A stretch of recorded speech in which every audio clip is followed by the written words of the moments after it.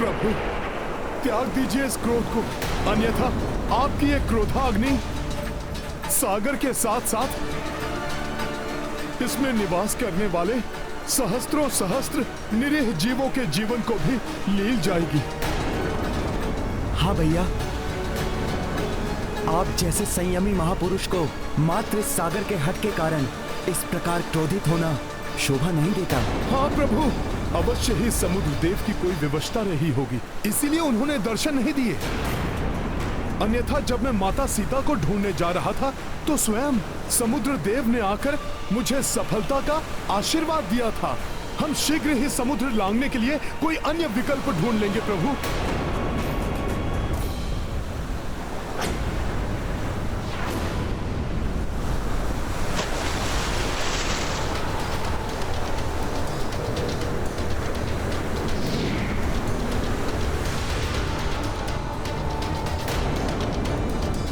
क्षमा प्रभु, क्षमा। हे दया के सागर, हे करुणा निधान, विलंब से उपस्थित होने के लिए मैं क्षमा प्रार्थी हूँ। आपको तो ज्ञात ही है कि प्राकृतिक स्वभाव के अनुसार कोई सागर को लांघ नहीं सकता, किंतु आप समुद्र को लांघे जाने के लिए समुद्र को मार्ग देने का आग्रह कर रहे थे। यदि समुद्र अपने स्थान से हटा तो प्रलय की स्थिति उत्पन्न हो जाएगी। इसका क्या उपाय हो सकता है? इसी सोच विचार में लगे होने के कारण से विलंब से उपस्थित हो पाया मैं।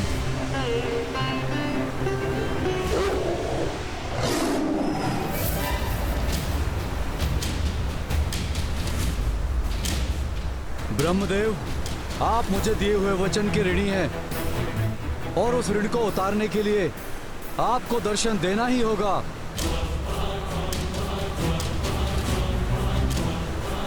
आपकी क्षमा प्रार्थना तो उचित है, किंतु मुझे अपनी सेना के साथ सागर के पार लंका जाना है। यदि ये आपके स्वभाव के विपरीत है तो आप ही इसका समाधान बताइए। समाधान तो आप साथ ही लेकर आए हैं प्रभु।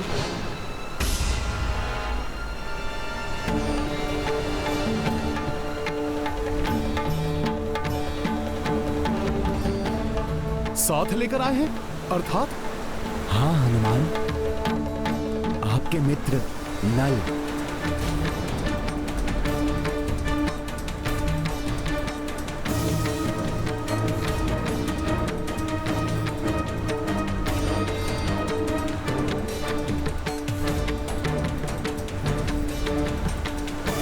नल का जन्म देव शिल्पी विश्वकर्मा के अंश से हुआ है, इसलिए ये शिल्प कौशल में देव शिल्पी विश्वकर्मा के समान ही हैं।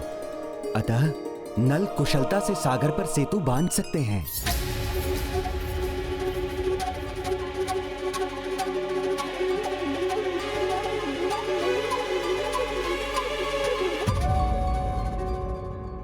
प्रत्येक समस्या का समाधान होता है, केवल धैर्य और सही सलाह की आवश्यकता होती है। नल का जन्म देव शिल्पी विश्वकर्मा के अंश से हुआ है, इसलिए ये शिल्प कौशल में देव शिल्पी विश्वकर्मा के समान ही हैं। अतः नल कुशलता से सागर पर सेतु बांध सकते हैं।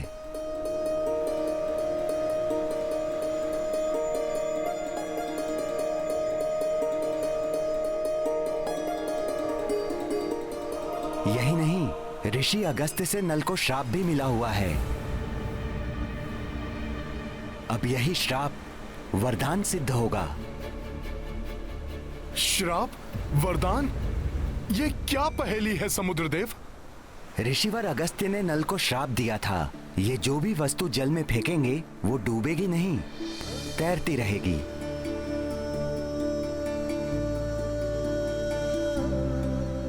अतः नल तैरती हुई शिलाओं के द्वारा यहाँ से लंका तक सेतु का निर्माण कर सकते हैं।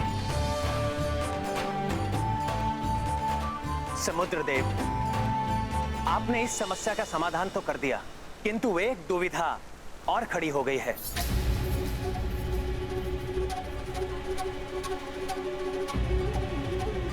आप ही उसका समाधान कीजिए। अब कैसी दुविधा प्रभु? मैं इस ब्रह्मास्त्र का प्रयोग किस पर करूं? इसका संधान पूर्ण रूप से हो चुका है, और यदि ब्रह्मास्त्र का संधान एक बार पूर्ण रूप से हो गया तो उसे वापस लेना असंभव है।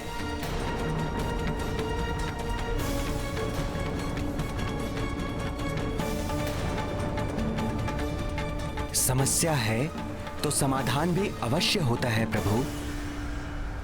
यहाँ से उत्तर दिशा में एक पवित्र स्थल है, द्रुमकुल्य। वहां सहस्त्रों क्रूर कर्मी, दस्यु स्वभाव वाले आभीर प्रजाति के मनुष्य रहते हैं।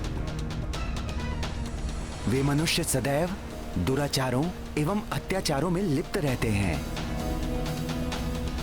महापापी अभिरस उनका मुखिया है।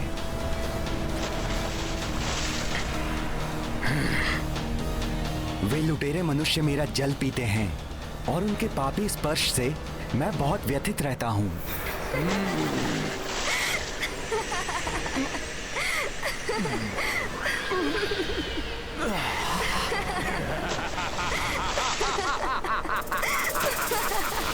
हे प्रभु राम, आप अपने पवित्र बाण का उपयोग उन पर ही कीजिए।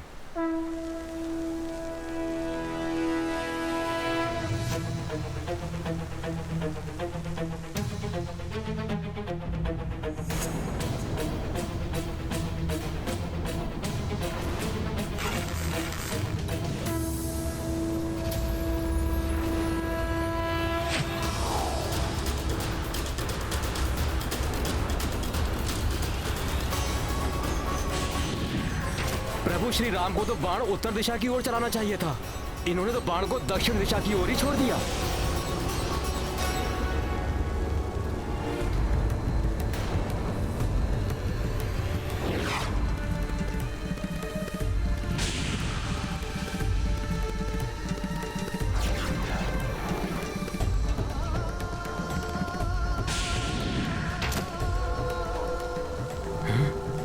ऐसा अद्भुत प्रहार, ऐसा अनुपम धनुर्विद्या का कौशल।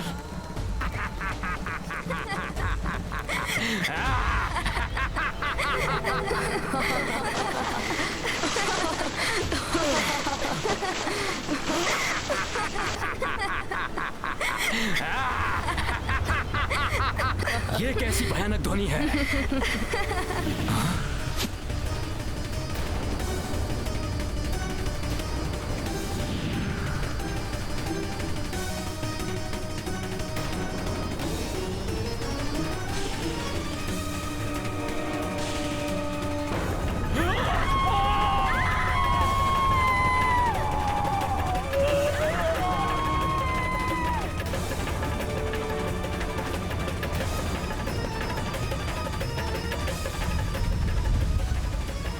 जिसके एक बाण के वार ने सुदूर स्थित द्रुमकुल्य प्रदेश को समूल उजाड़ दिया, वो लंका और लंकेश की न जाने क्या दुर्दशा करेगा।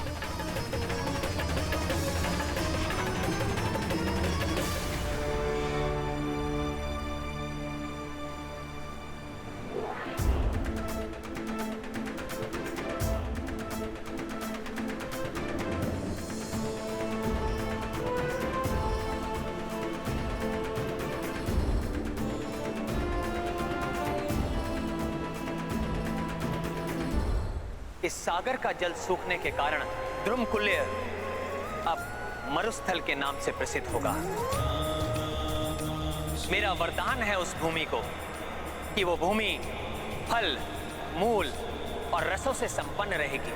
दुग्ध एवं घृत वहां अधिक मात्रा में उपलब्ध होगा और वहां का वातावरण सदैव सुगंधित एवं अनेक औषधियों से आप्लावित रहेगा। आपके पवित्र बाण का स्पर्श मात्र ही द्रुमकुल्य के लिए वरदान है प्रभु। इसी प्रकार आपके दर्शन होना मेरे लिए सर्वोत्तम वरदान है प्रभु।